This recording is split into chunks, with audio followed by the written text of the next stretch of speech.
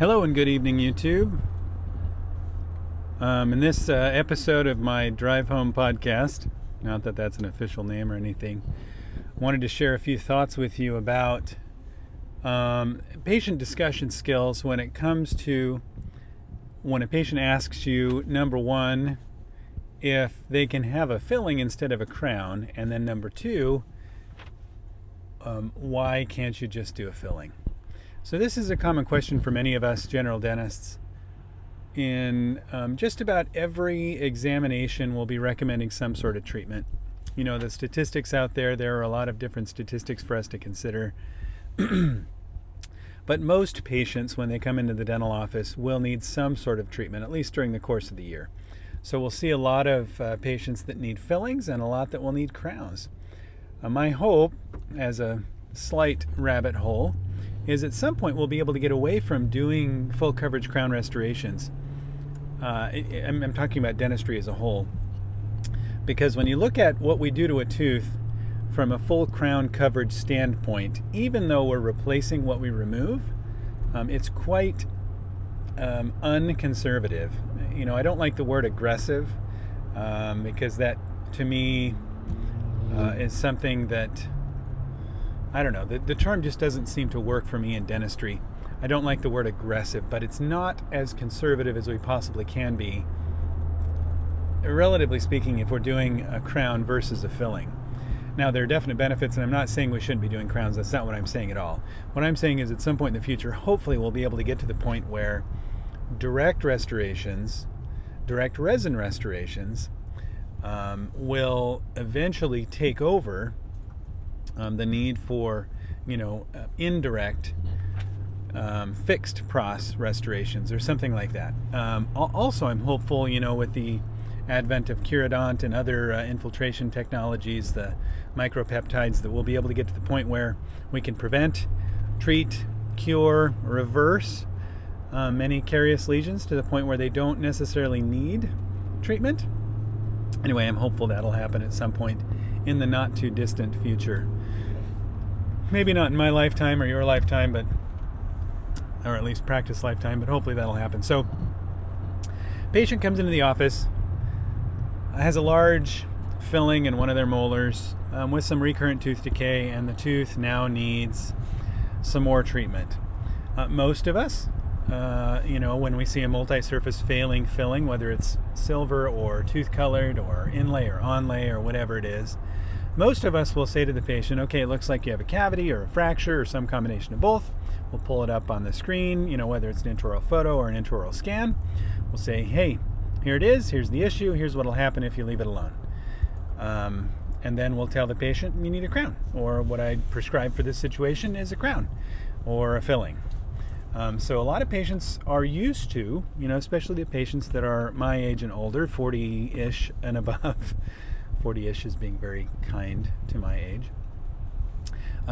Many of us are used to having large, giant fillings placed. Now, for those of us that have a decade or two of dental practice behind us, much of dentistry is trying to do what is the most conservative in the long run. So we're not necessarily trying to do the most conservative right this second, like a filling, for instance, which could be the most conservative treatment today for the tooth, but we're trying to do what's most conservative in the long run. So if I do a filling today, a perfect filling, we might get 5 to 7 years in a perfect world, depending on the location and size. On the other hand, if I do a crown, or propose a crown, or complete a crown, that restoration might last 10 to 20 or longer, 30, 40 years.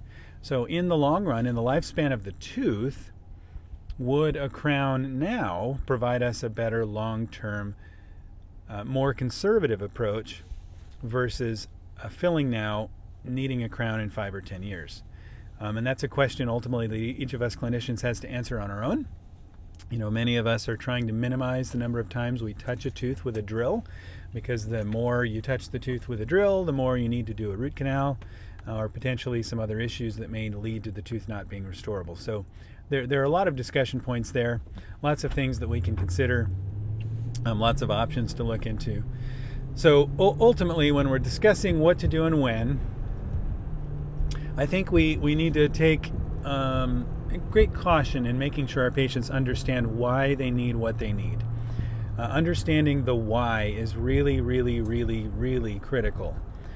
We can tell them they need a crown or a filling or a dental implant or Invisalign or a denture. We can tell them all that we want to tell them.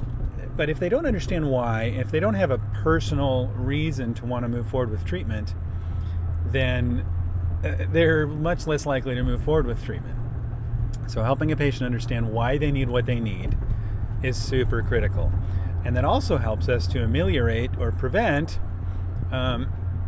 or just make easier the discussion that we need to have with them relative to why they need a crown versus a filling, if they understand why they need it. So part of my discussion with my patients, if for instance I diagnose a crown, is here's tooth number 3, like this patient I saw this afternoon, really nice gentleman. You have a large silver filling. You can see it here on the iTero scan. We zoom in, we rotate it around. Here's the filling. You can see it looks like it was placed well. Look at this spot here. There's a fracture, a crack going over the back surface of the tooth. You can see that black line right there.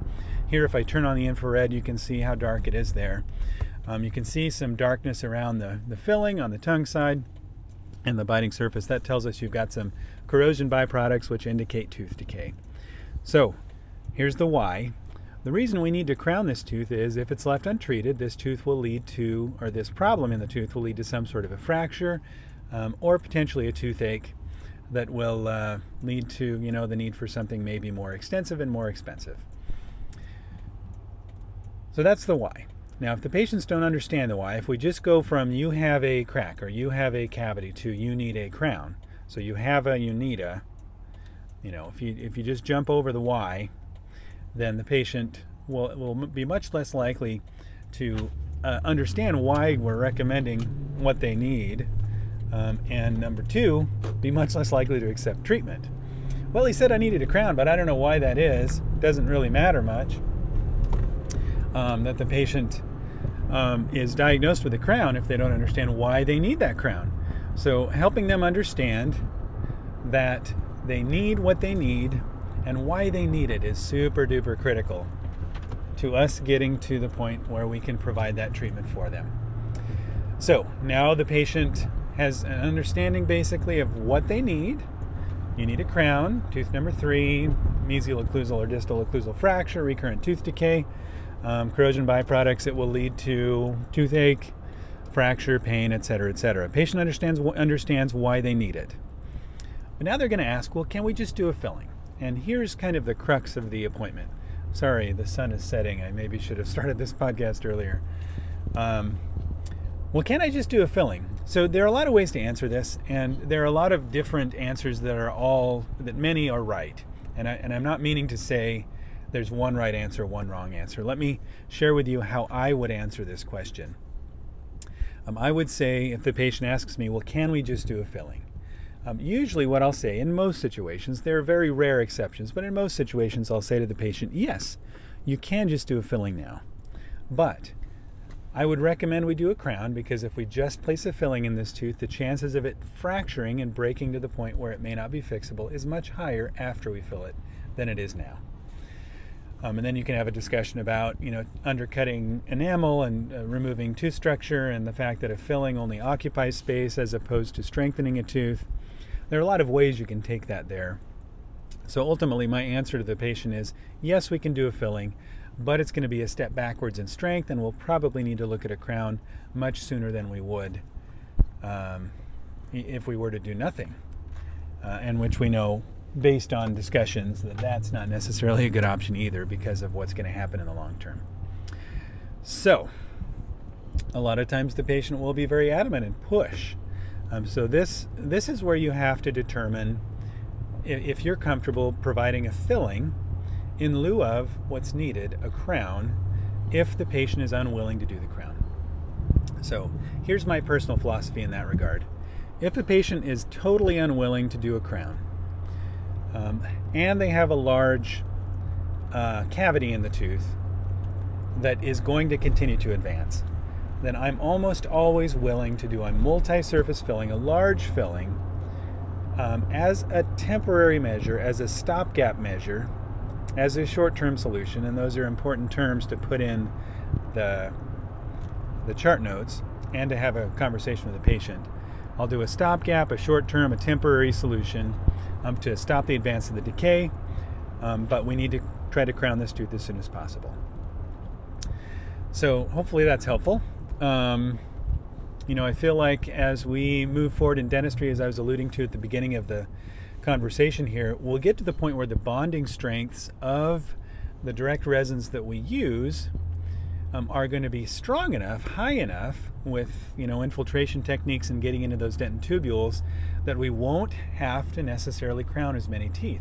We'll be able to put in giant fillings, huge MODBLs, whether we're using some sort of a template or some sort of a guide or something. We'll be able to place these fillings in such a way that the teeth have as good of a prognosis as a crown. But right now, my personal experience is as fillings get bigger, the limitation is the tooth will break down around the filling. So a giant MOD restoration will ultimately yield the tooth breaking down around it, and you'll get a cusp that comes off or potentially a fracture down the center of the tooth.